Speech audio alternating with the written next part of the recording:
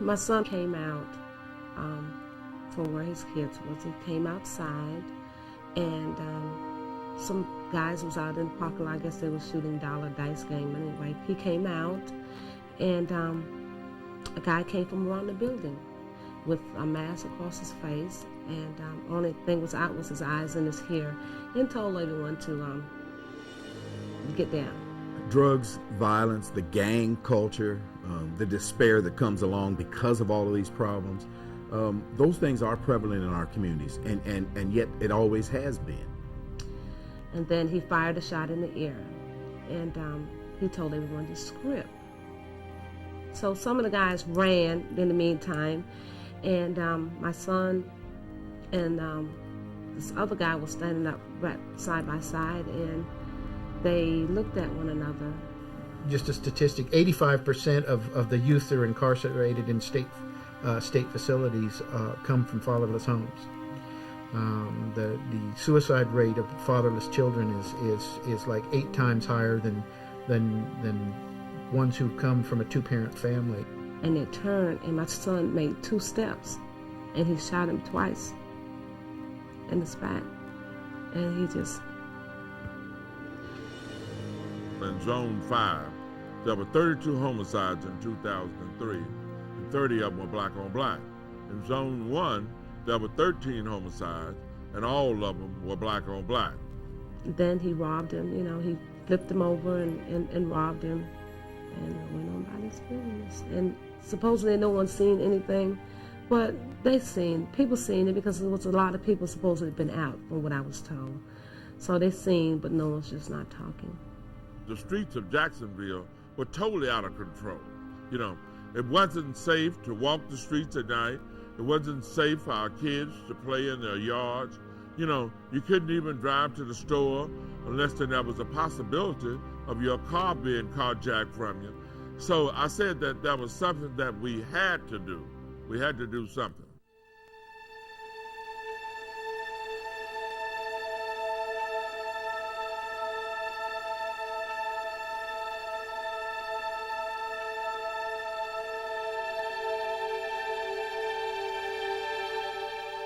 The reason I got involved with Mad Dads when they came to town was simply the fact that I know that what Eddie presented to me as an EO across America was definitely a problem in Jacksonville.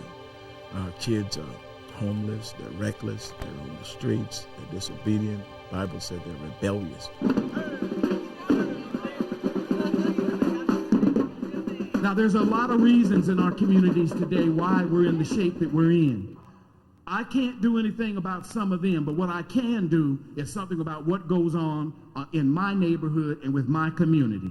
Yes, we want to stop discrimination, but it's not the Ku Klux Klan that's killing us now. We're killing each other, and it's by folks that look like us. And there are mothers that are crying that are both black. The crying, other people is just killing each other for no reason. And that's the sole reason for our new promotion of Black on Black Love. Just because you are not selling drugs, if you live in that community, it could still happen to you. Because when people drive by in a drive-by shooting, the bullet doesn't care who it hits. It has been shot, so it could be you. Mad Dads is not just a black organization because we have black, white, Spanish in the organization. And it's not just in a city because according to what's happening here in Jacksonville, there's crime everywhere. My community is the city of Jacksonville. It's not where I live. It's not the neighborhood that I live in. It's the whole city. And by becoming part of Mad Dads and going forth into the neighborhood to train and to mentor these young men that are in the neighborhoods and the fathers, and teach them through example of how they should act and how they should treat their families, their wives, their girlfriends, their children. It not only will make their lives better, but it'll influence the whole community. We've not waited on the government or waited on a state issue or something to get something done. We said, hey, this is where we live, this is where we are, we should take ownership in it, we should be stewards over it, so we should be active.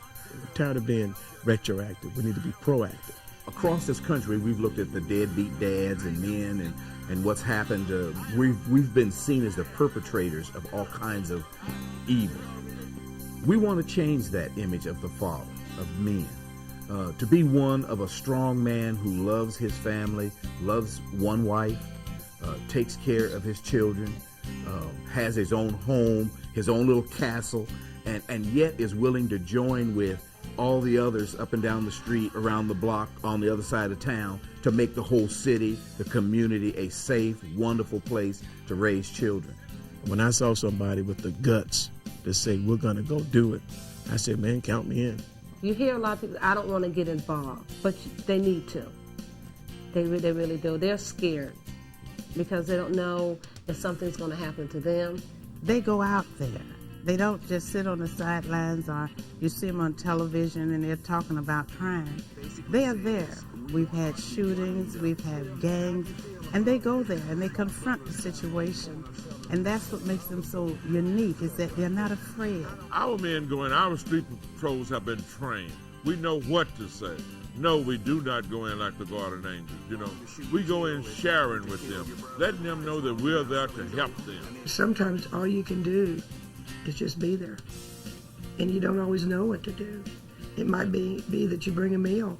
It might be that you make a phone call and just, how are you today and how are things going? Can I pray for you? There's times we bring people clothing. Kids are now school supplies.